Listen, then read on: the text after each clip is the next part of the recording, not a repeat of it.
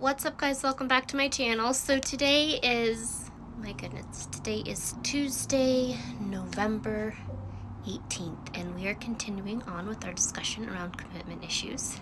So the topic that we're going to talk about today, the topic of this week is It's Not You, It's Me.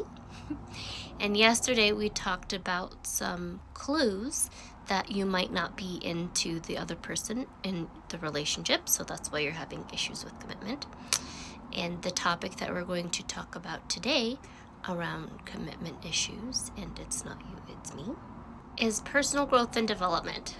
So I know this can be a loaded one for a lot of us. Sometimes we don't understand why we're having difficulty in long-term relationships, why we can't stay in committed relationships, and sometimes that comes back to our own personal growth and development. I know there's a podcaster I've mentioned to you guys before on this channel. It's the Unlearn Wisdom podcast with Johnny Chang, but in it he does talk a lot about having to unlearn some of the wisdom that he gained from the trauma he had in his youth.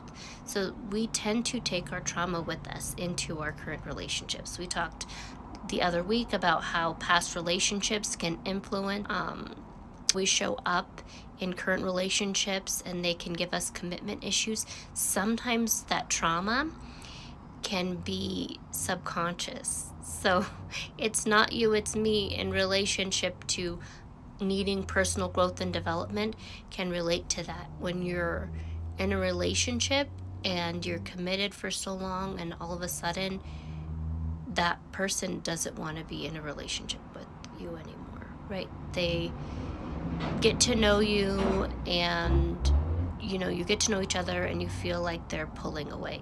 And this is what I'm talking about. I'm talking about you feeling like the other person is genuinely a good person who is no longer interested in you. You feel like you have to pretend to be someone else in order to keep that person in a relationship with you.